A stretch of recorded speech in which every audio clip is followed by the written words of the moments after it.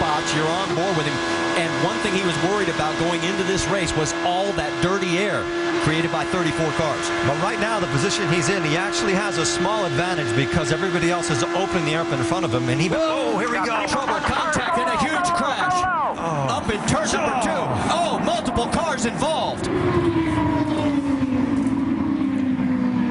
Oh, my. It looks like Dan Weldon may be involved in it. And Eddie, you and I spoke about this morning on the drive-in. Just this amount of cars, the speed, just the chance for what they call the big one. And what happens in conditions like that, when you're, even if you're 300 yards behind that, you cannot stop these cars. The only option you have is to try to avoid it, and it was impossible to avoid anything there. And you saw willpower. His car involved as well. My.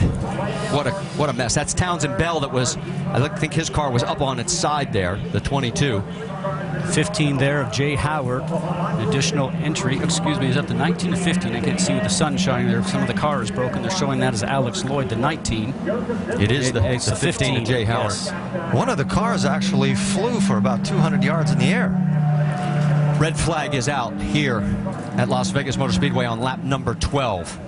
And from high above, you can see the carnage. We talk about the car going through the air. Eddie, you know that these cars run so low down to the ground. We mentioned before, we saw them hitting the ground and sparking, that anything underneath the car, underneath the floor, underneath the tub, really just gets the air underneath the car itself, and up it will go. We saw J.R. Hildebrand out of his car.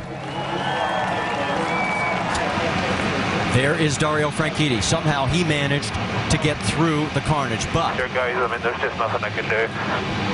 willpower did not. 10-4. They are going to stop you at pit lane on the right-hand side. They want the drivers to stay in the cars. What Franchitti was alluding to is there's nothing he can do avoiding the debris that's on the track. Well, there is debris everywhere. You can see just how many cars are literally torn apart.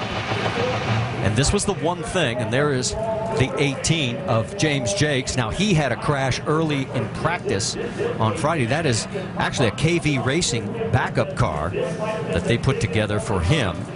Now, I don't see much damage on there, but he's out of the cockpit. And look at this from high above. And this was the one thing we were fearing when we saw qualifying and the two championship contenders in the middle of the field.